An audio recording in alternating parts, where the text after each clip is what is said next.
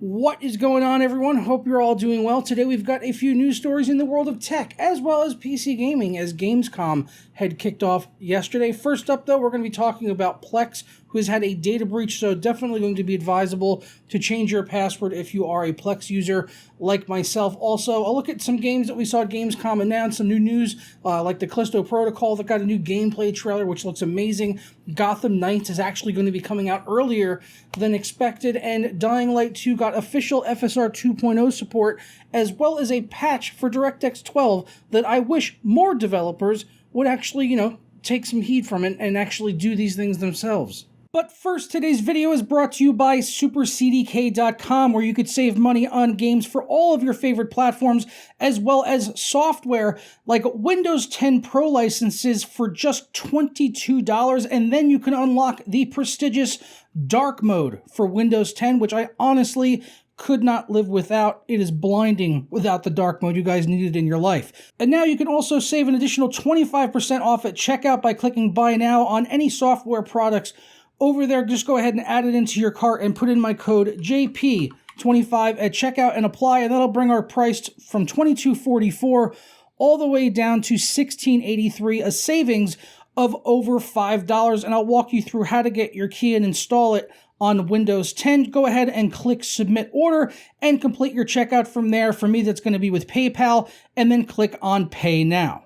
After completing the checkout, it'll bring you to your purchased order page, and it will update in a matter of seconds, or just go ahead and hit F5. Go ahead and do that one time. It came through literally immediately. I got the payment email that it had gone through and the delivery of the product exactly at the same time. Once you're done with that, go ahead and click on View Keys and Codes, and we'll get our code right here that we can go ahead and copy and paste in on Windows 10 by hitting the Start button and type in the word Activate. When you see that activation settings or see if Windows is activated, go ahead and click on that, and it'll bring up this right here, and click on Change Your Product Key or Unlock Windows 10. As I already have Windows 10, I obviously don't need to put in a new key, but just paste it in and then go ahead and click Next, and you are all done and set. For more information on SuperCDK.com as well as the coupon code, be sure to check out the links down in the description below. So first up, let's start off with Plex as sort of like a PSA, but also a coverage of the news topic, as there was a data breach yesterday on the Plex servers that contain user data like emails and passwords for their Plex accounts. Now, all of the passwords were encrypted with hashes and things of the like, and there was also no credit card payments stored on the same servers that were accessed, so you don't really have any issues to worry about there. But it is strongly advised, if you are a Plex user, that you go ahead and update your password. And also in the process, there's an option when you change your password, I actually just did it, and enable two-factor authentication to log out of all other devices. So that's something you'll probably want to do as well, and make sure you come up with a solid password. But we also got a statement from Plex, who also I'd like to commend for getting this handled really quickly and being very public about it. I wish more companies would do exactly what they did in this situation, is be honest about it upfront and fix it quickly. They said, yesterday, we discovered suspicious activity on one of our databases. We immediately began an investigation, and it does appear that a third party was able to access a limited subset of data that includes emails, usernames, and encrypted passwords. Even though all account passwords that could have been accessed were hashed and secured in accordance with best practices, out of an abundance of caution, we are requiring all Plex accounts to have their password reset. Rest assured that credit card and other payment data are not stored in our servers at all, and we're not vulnerable in this incident. So they do state in there that they are going to be requiring people to update their passwords, but I did not get that prompt just yet, so maybe it hasn't rolled out. Hopefully it doesn't come out now that I already changed it. But I already changed it this morning, logged out of all my other devices. So if you're a Plex user like me, I definitely recommend you go ahead and do that, just to make sure you're secure. And also, I would be also careful if you have any other accounts that you use for whatever that maybe have a similar password and email combination, or the same password email combination, because I found myself with this issue last year. There had been a data breach some months before, and then after that I had had multiple attempts at people trying to log into my Origin account, Uplay account, but I had two-factor authentication, so I would get emails that people were trying to access it, but they couldn't actually get in as they didn't have access to my email or my phone number, my phone, or the authenticator app that I use for the various different services. But the problem was is that I used the same email and password across my gaming accounts. So like I said, Steam, Uplay, Origin. I had been using the same one for all gaming stuff, not other things that are more important. But for gaming stuff, I had the same password email combination to simplify things for myself. And I actually ended up getting my Rockstar account hacked, which I covered on the channel. And they did get it sorted out fairly quickly within a few days, right around the time that the GTA Definitive Edition came out, or the Trilogy Definitive Edition. Thankfully, I wasn't missing too much by not playing that game right away. Absolutely atrocious. But just, good practices as well to change any other passwords, any other accounts that maybe have the same exact password and email combination. Always just a good idea to do that for everything, honestly. Next up, Gamescom.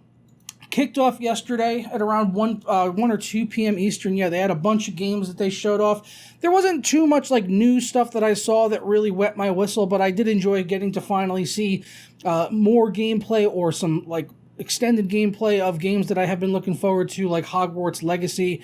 Had a nice gameplay video shown off, which looks really good. But also the Callisto Protocol, which is from the original developers behind the Dead Space games. But they have formed a new studio, Striking Distance Studios, and this is one of the few gameplay snippets we've actually seen. Up until now, it's been fairly bare. We've gotten a few glimpses and things like that through trailers and teasers. But this was a nice extended gameplay reveal for the Callisto Protocol, which is very much Dead Space through and through. It is obvious that this game is Dead Space from every aspect, from the camera angle with the third-person perspective and how it's actually, shown to the player. Things like not having a HUD and things like the information for your ammo count and your health. The health is built into a meter on the back of your spacesuit on your neck, or your pistol actually shows the ammo count on the back of the gun rather than, cluttering up the heads-up display with all of this information. It's built into your character model in a very natural and seamless way that is, I just think it's very cool and pleasing. And the gameplay just dead on looks like Dead Space. Some new abilities, new things, some fast-paced action and other things like that. There was also maybe some stealth elements were kind of hinted at here. You could see him kind of sneaking around and behaving stealthily, and also using things like telekinesis to lift enemies and throw them across the room into various different torture devices where you can disembowel and destroy your enemies that are coming towards you. Very similar creature, not in the look, but in the way the creatures and stuff move.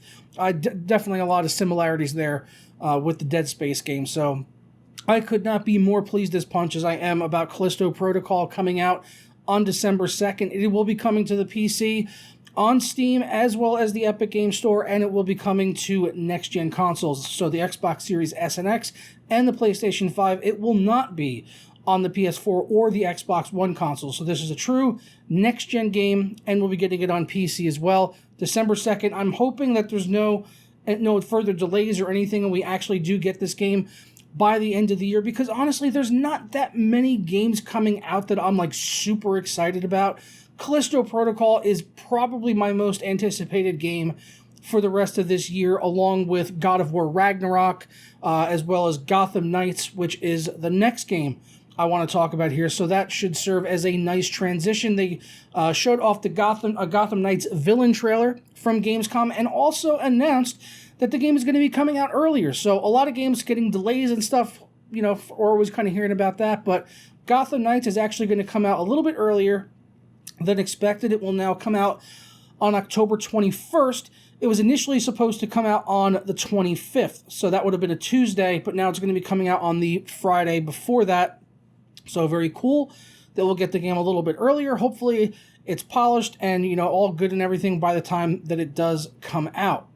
And Gotham Knights definitely looks to be a unique take on, similar things that we've seen with the Batman Arkham series. This is going to be from WB Montreal. So this is not the main core developer from the Arkham series that did Arkham Asylum, City, and Arkham Knight. This is the studio that worked on Arkham Origins, and you could definitely see some similarities there, as Arkham Origins was more so like it just had a lot of boss fights. It was basically a string of several boss fights mixed with some open world gameplay. But that's where Origins sort of set itself apart a little bit from the Asylum series, as it was just really about all of these different boss fights and taking down these big bosses over the course of an evening. And Gotham Knights seems to be somewhat similar to that, as with the focus on several large villains in the game, like Mr. Freeze and other characters that we saw in here, Harley Quinn. I'm pretty sure Harley Quinn is going to be like the main baddie in this game, as I don't believe Joker is in this one. He could end up being in Gotham Knights. I'm not really too sure about that, but we did get to see Harley Quinn and Mr. Freeze, as well as some other villains that are going to be featured in Gotham Knights. And also what I really like about Gotham Knights is that it's going to be, you can either play it single player or up to 4-player co-op, which is kind of cool. And they've even done some interesting things with the co-op where you could actually play as the same character. So you could have like two people get together in co-op, and you could both actually play as the same character, and it will even lead to some funny Easter eggs and dialogue that they kind of hinted at, but haven't shown anything yet. We'll have to wait till October 21st until we get to see that, but looking forward to playing that for sure. They're going to have Batgirl in there, Nightwing, all that. So, yeah, very cool that we will be seeing Gotham Knights on October 21st for next-gen consoles, as well as on PC. Also, last up before we get out of here, Dying Light 2 got a new community update. Lots of patches and stuff like that, just general improvements to the game. But more so, what I wanted to mention was the PC version, which they have now added in official AMD FSR 2.0 support, which you may remember was modded into the game by the AMD FSR 2.0 mod that has been used in various games, Cyberpunk, Dying Light 2, and others, but now they have added in official FSR 2.0 support, so if there was any issues with the mod, there has been issues in different issues with different games with the mod being added in, but with the official support, I expect we'll get the full update and everything like that, without any of those other issues, graphical artifacts, or whatever that maybe the mod could have introduced in Dying Light 2, so nice that that was added in. But even more so, I was intrigued to see that they have improved the management of GPU memory in DirectX 12 mode, especially when ray tracing is enabled.